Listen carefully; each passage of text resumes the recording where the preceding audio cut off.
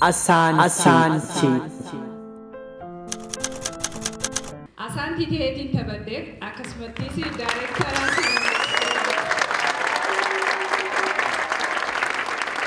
egaa isin hundinuu galatooma akkanumatti Oromoon hundinuu hogguu filmii dalagan please fottaati ilaala artii keenya haa gabbisnu haa dagaagu namaa ol jirra malee nuti namaa gad hin jirru saba biraatiin ol jirra malee saba biraatiin gad hin jirru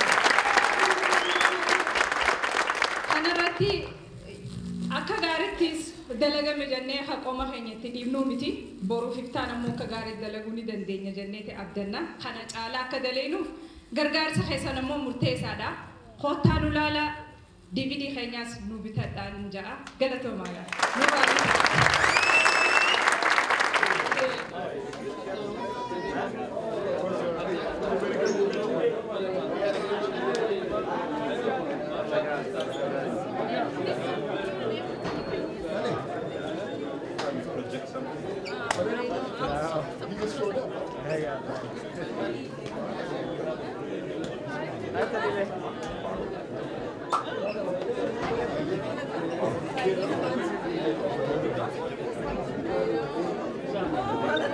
Egaan kabajamoo daawwattu keenya yeroo ammaa kana muuviin Asaantiidha agarsiifamee jira jechuudha. Uummanni hedduudha baay'inaan dhufanii kan ilaalan jechuudha. Amma yeroo ammaa kanatti immoo namoota dhadhaabatan kana keessa namoota tokko waamneetiniin yaada isaanii Asaantii muuvii irratti waan jaalatan akkasumas immoo waan fuulduraafis sirraa qaburraa gaafachuudhaaf deemna jechuudha. Kanaafuu amma garasitti deemna jechuudha.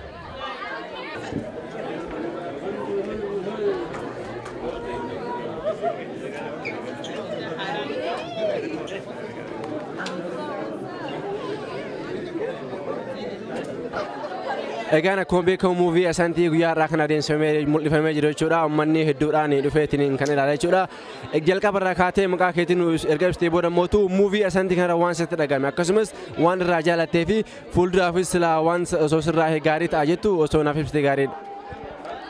Ani duraan dursee maqaan kiyyaa Muktaar Kadiir jedhama. Jiraataa magaalaa Lakkuu Minisootaati.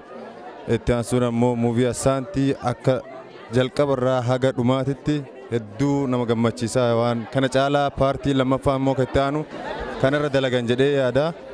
Tiima gaarii walgahee ijoollee kaameramaan irraa eegalee haga dhumaatitti kaameraamaanii aktarii akkasumas barreessituunis professional way ka dalagame hedduu nama gammachiisaa. Uummanni Oromootis akkana bahee wal qarqaaruun kun ammoo daranuu nama gammachiisa hedduutti gammadee jira.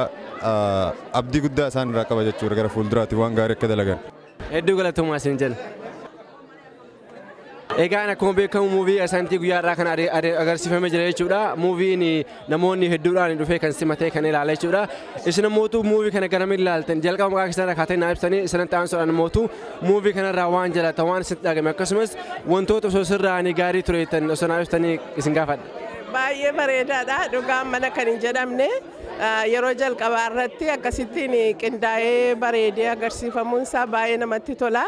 Abdii guddaa immoo qabna gara fuulduraatti akkasumatti akka itti fufu caalaatti immoo namoonni baay'een yaa'anii dhufanii ilaaluu akka danda'anii aartiin Oromoos akka inni babal'atu har'allee nama hedduu dhufee garuu kana caalaatti Oromoon baay'eetu jira dhufanii ilaalanii jajjabeessanii aartii keenya guddisuu seenaa keenya guddisuun baay'ee barbaachisaadha. Baay'ee dinqiidha galatooma ulfaadhaa dhugaa baay'ee gammadeeraan karaa koo gammadeera eebbifamaa. Hedduu galatoomaa isin jenna. Egaan akkuma agartan kana muuvii Asaantii guyyaa irraa kana adeemsifneen jechuudha. Muuvii kanarraa waan laaltanii waan isinitti tole akkasumas waan itti dhagahame osoo waan biraa irra aanee midhaaga jettan mootuu jiraate osoo naaf ibsitanii jalqaba maqaa keessarra kaatanii. Dhugumatti maqaa kiyya Faraannaan jaane waan hedduu nama gammachiisuuti muuviin kun akka fuulduraafis nuti fuftan abdii gaarii qabna. Ammoo cufti keessanuu it was beyond my expectation waan hedduu bareedaadha gootanii itti jabaadha. Fuulduraafis nu barreessaa waan akkanaa nu garsiisa hedduu isin galatoomfanna hedduu bareeda jechuudha. Egaan akkuma beekamu aartii aadaa keenya dargaggoonni hedduudhaan irratti hirmaataniitiin kan guddisaa jiran jechuudha. Uummanni mootu haga yaadame hin dhufne garuu mootu uummata baay'ee dhufee garuu lakkoofsa hedduudha magaalaa Lakkuu fi naannoo ishee keessa uummanni Oromoo jiraatu jechuudha. Uummata Oromootis dhufee aartiiwwan keenya kana akka jabeessan warroota aarsaa isaanii kafalanii yeroo isaanii balleessanii aadaa keenya guddisuuf xaaran kana akka jajjabeessanii maal dhaamtaniif hawaasa Oromootiif. hawaasa Oromootiif foonni dhaabnu haa wal cinaa dhaabbannu ijoollee akkanatti yeroo isaaniitti gubanii maallaqa isaaniitti gubanii waan kana bareechanii nu baasan kana haa gargaarru cinaa haa dhaabbannu numa bareecha malee waanuma gaarii nuuf godhanii itti jabaadhaa koottaatii artii teessan guddisaa cinaa dhaabbadhaan isiniin jaa. Ayyee hedduu galatooma. Eenyuun isiniin jedhama? Daannoo namarraan jedhama. Ayyee muuvii irraa agarsiifame kana kan Asaantiidha. Laaltanii jedheetiniin amanaa akkas uummanni hedduu irratti dhufe muuvii kanarraa waan isinitti dhagahame akkasumas ammoo wantoota osoo kana caalaa itti dabalame bareechisaniirraa osoo naaf ibsitanii kabajaa isin gaafadha. Dhugaadhumatti muuvii kana har'a mun argee waanan yaade ol daran harka 100 caalaa waan yaade olitti argeera. Baay'iseen gammade Oromummaa kootti ittiin gammade adaan Oromoo baay'ee bal'aa baay'ee bareedaa wanta ta'eef jalqaba waan akkasii irratti warri kana qopheessan ammanatti dhamaanii hojjetanii hammana nu gammachiisanii yaada keenya rarraasanii utuu interesting keenya baay'ee ol ka'ee jiru dhaabuun isaa hedduu na dhibee baay'isee warra barreesses warra aktii godhes warra viidiyoo kaases hunduma isaanii galateeffachuun barbaada. Dhugaadhumatti kan mana akkatti fuman hir'ina tokko hin qabu iddoo rakkisaa kanatti dhufanii haala siiziniinsaa yeroo gadheedha. Hamleen nama keenyaa yeroo tokko namni baay'ee isaa hin danda'u har'a garuu baay'ee bareedaadha. Kanaatiif gara fuulduraatti daran namoonni oduu kana dhaga'an gara fuulduraatti baay'ee viidiyoo DVD isaa bitatanii akka gammadan shakkiin qabu. Hedduu galatoomaa isin jedhu. Jaalalli kee malee. Ayyee jalqaba maqaan kee jedhama? Gammee Reebunaan jedhani. Egaan gammee muuvii irraa hordoftee jirta. Muuvii kanarraa wantoota sitti dhagahame akkasuma waan si gammachiise osoo itti dabalame mootuu wantoota ni miidhagsattee yaaduu irraa osoo naaf ibsite. Duraan dursee aartiin Oromoo akka ittiin guddachuu isaati baay'ee na gammachiisa. Yaalii isaan godhanii fi jabaatanii as ga'uun isaanii baay'een gammada garaa kootiini. Overall, beautiful. Hedduu galatoomi isin jedha. What's your name? Rami. Okay, Rami, you've seen the Asaantii movie, I believe. And what do you think about the movie? I loved it. I think it was wonderful. It's the many more, hopefully. I enjoyed every minute of it. I was very entertained. So. Do you have any ideas or suggestions for the actors or for the Oromo people in general? I think this really shows what Oromo women are capable of, and I think if there is more opportunity presented, I think Oromo women are more than capable of handling it, and I think Hiriash just showed it, and I think just wanted to say good job, keep it up. You know, they're expanding art. This is beautiful, and shout out to Charlie for producing, acting, editing, everything. So multi-thread. Good job, everyone. I'm very proud, and yeah, let us know. Very proud moment for me, definitely. Who is your favorite actor and why? Oh my God, it has to be Lensa. I loved her, and it was so beautiful. She was the villain, she was the comedian. It was written so beautifully, so I enjoyed myself. So it was very nice. So okay, thank you very much. Maqaan keessa eenyu siin jedhan? Dubayaa Dasaa Dhaabaan jedhama. Okay, muuvii irraa kana hordoftanii jedheetiniin amanaa. Muuvii irraa kana irratti waan isin dhagahame akkasumas yaada yoo qabaattan. Tokkoffaa muuviin kun argamuu isaatiif baay'een gammade. Baay'ee guddaadha. Kunan akka yaadutti muuvii addanatti naannoo kanatti ijoollee Oromootiin qophaa'ee dhiyaate keessaa tokko. Kanaaf baay'ee kan nama gammachiisudha. Hedduu galatoomaa isin jedha. Maqaan kee jedhama? Maqaan kiyyaa Aishaa Aliinaan jedhama. Egaan adde Aishaa muuvii irraa kana hordofteetiniin jedheetiniin amana jechuudha. Akkasumas muuvii kana irratti waan dhagahame akkasumas yaada yoo qabaatte wanni biraa mootuu muuvii kana irratti osoo wanni biraa ada'ame yookiin ammoo osoo kana caalaa sirraahee inni midhaagsan jettee hoo jiraate. Muuvii irraan tanaa kan daawwanne hedduu nama gammachiisa hedduu nama boonsa. Hagam takka aartiin Oromoo guddatee sadarkaa irra jiru nu agarsiisa. Saniifuu warra waan kana qopheesse hunda galata guddaa qaban sabboonota keenya akka hawaasatti cinaa dhaabbanna akka isaan guddachuu danda'an akka nama tokkotti niin deeggara akka hawaasatti illee deeggaruu qabna galatoome. Egaan uummanni Oromoo har'a hamma tokko dhufeera jedheetiniin yaadama jechuudha. Akka baay'ina isaaniitti hammootu hundi isaanii argamne. Kanaaf uummata kana dhufeetini akka aartistoota kan bira dhaabbateetiniin qarqaaruudhaan sa'uu qabaate. Akkumaan reefuu jee akka hawaasatti baay'inaan gabbaane deeggaruu qabna. Aartii Oromoo akka guddatu ijoollee tanaan karaa diinagdeetiin karaa yaadaatiin karuma hundaanuu cinaa dhaabbanne hamilee isaanii jajjabeessine akka isaan sadarkaa kanaa olitti akka Oromoo Hollywood gahuu dandeenyutti cinaa dhaabbachuu qabna. Isaanan aktoroota yookiin namoota taatawwan diraamaa kanarratti hirmaatan keessaa isa kam jaalattee maaliif? Ani hunda jaaladhe keessaafu kan dubartii bakka dubartii qooda dubartii saniin hedduu jaaladhe Asaantii, Naahilii, Siyaamee, Adaadaa hunda isaanii keessaafu dubartii hedduun jaaladhe garuu hundi isaaniitu hedduun miidhagan waan dansaa dalagan jeetii yaada. Hedduu galatoomi isin jedha. Maqaan koo Jeejee jedhama. Egaan Jeejee muuvii Asaantii har'aa kana laaltee jirta jechuudha. Asitti argamtee jirta isa laaluudhaaf muuvii kanarraa yaada hoo qabaata akkasumas immoo wantoonni sirraa hoo qaban yoo jiraate akkasumas immoo waan sadhagame jechuudha muuvii kanarraa isa dabalatee immoo artistoota keenyaa fi akkasumas immoo Oromootiifis dhaamsa tokko qabaatti. Kanaan dura hedduu muuvii hedduullee ilaalu yeroo jalqabaatiif muuvii ilaalee muuvii hedduu namatti tolu akkana argeen beeku. Uummanni keenya manarraa muuf godha malee muuvii ilaalu. Hedduun kennaa yeroo muuvii dalaguuf ta'anii yeroo muuvii godhuu deeman qarqaarsa godhuu qabdan manatti heettaniitiin wintara kanaan gabbaatanii waa laaluu qabdan samaraan muuvii yoo ta'e diraamaa yoo ta'e waan akkanaa waan hedduu waan akkana namatti tolu kana dhuftanii itti hirmaatuu qabdan warri aaktaraallee warri muuvii gootan waan tokko gootaniitiin hin dhiisina.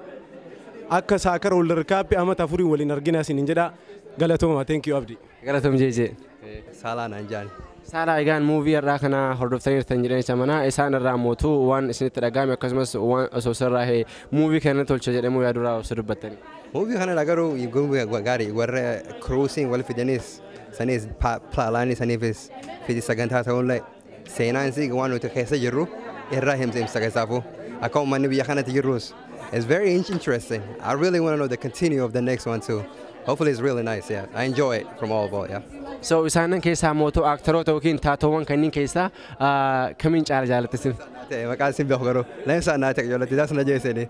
I can really relate to that person through a lot of my friends, but yeah, Lensa is one of the killer one. Hedduu galatoomi isin jedha. Maqaan keenya jedhama? Edaasa. Edaasa muuvii Asaantii har'aa kana hordoftee jedheetiin namana jechuudha. Muuvii kanarraa wanti sitti dhagahame akkasumas mootuu wantoonni osoo muuvii kanatti dabalamanii ni bareechisan yoo jette yoo jiraate. Movie akka argetti was really good bareeda. Ani movie Oromoo illee hagas hedduu laaleen beeku. Haga amma ka argeerra kanatu caalaa jedhee akkasitti ilaalaa jechuudha. Egaan dhaamsi qabaatee jiraate moo dargaggoota kanaa fi warroota muuvii kanatti hirmaatanii yeroo isaanii balleessanii jechuudha aadaa aartii isaanii guddisuudhaaf yeroo hedduu xaaran kanaafis dhaamsa qabaatte.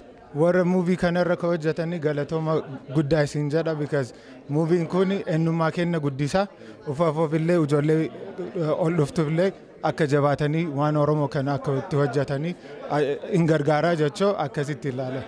Hedduu galatoom isin jedha. Galatoom. Maqaan kee Ayyaanoo Jiruuti. Ayyaanoo egaan akkuma beekamu uummanni Oromoo yeroo baay'ee gara muuvii kanaan gara aartii fiilmii mul'isu kanaa hedduu duuba jiran jechuudha. Dargaggoonni keenya kun ammoo yeroo isaanii aarsaa godhuudhaan aadaa aartii kana guddisaa jiran jechuudha. Muuvii har'aa kana mul'isan keessaa muuvii Asaantii irratti argamtee jirta. Isarraa waan sitti dhagahame akkasumas ammoo dhaamsi yoo qabaatte uummata Oromootiif. Muuvii kanarraa wanni guddaan dhagameeyyuu muuvii Oromoo agas maran jiru. Kan olaalanii afaan Oromootiin akkanatti waa'ee muuvii kanaa dhagan baay'ee namatti tola baay'ee namatti tola. San irratti illee muuviin kun baay'ee professional standardii san itti nu seenee jira. Kana seenuuf baay'ee nama gammachiisaa san irratti illee achillee muuvii kanneen irratti wanni muuvii jabeessu plot jedhanii plot driven jedhanii plot driven san hin qabu. Yoo ta'e ilaaluun sakandii waan dhufu kun marti nu surprise yookaan nu gammachiisaa nutti fide jechuudha. Kanaafuu ajaa'iba daladdanii galatooma. Hedduu galatooma isin jedha. Galatooma. Jalqaba maqaan keenya jedhama. Godaanaa jedhama Godaanaa Tufa. Godaanaa muuvii har'aa kana Asaantii kan guyyaa har'aa kana Minisootaa magaalaa lakkuu Minneapolis keessatti adeemsifame kana hordoftee jirta laaltee jirta jechuudha. Isanirraa waan sitti dhagahame. Baay'ee bareeda baay'ee natti toleera baay'ee irraa gammadeera baay'ee bareeda. Akkasumas mootuu wantoonni osoo muuvii kanarraa mootuu sirraa hani yookiin mootuu itti dabalamanii muuvii kana ni bareechisa jettee yaaddu tokko jiraate. Anaaf garuu wanni dabalamullee wanni irraa hir'atu tokko illee hin jiru baay'ee natti toleera galatoome. Hedduu galatoomsi jedha. Galatoome. Maqaan kiyya Ejiroo jedhanii Ejersi Kafalaa Ejiroon Kamalaa naan jedhanii. Egaa Ejiroo guyyaa har'aa kana muuvii adeemsifame kana mul'ifame kana irratti hirmaattee jirte jechuudha. Asitti agarree muuvii kanarraa wanti si dhagahamoo jiraate wanti muuvii kanarra itti dabalamanii yookiin ammootu irraa hir'atanii muuvii kana bareechuu ni mala jettuurraayis yoo jiraate akka nuuf ibsitu. Tokko muuviin baay'ee bareedaadha. Kabiraa immoo muuvii kanallee ittuma jabaatanii bakka adda addaa irratti mul'isuu qaban oduu gadi lakkisneen dura.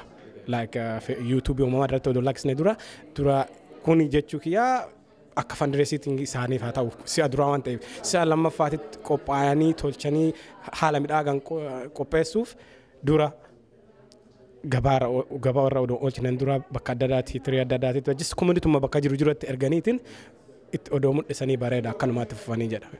Egaan taatowwan yookiin ammoo aktaroota Asaantii muuvii irratti hirmaatan keessaa isa kamtu sitti tolee maaliif? Naahiliin natti tolte. Bontu maal turte onnaasi taaroo si bontu maal ture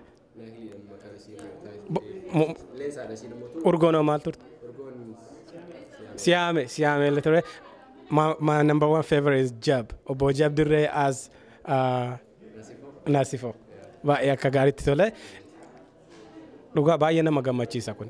Hedduu galatoomi sin jedha. Uumaan rakkisu jabaadhaa kan lammaffaatiin akka nu qunnamtan daftanii impatient taanee eegganna.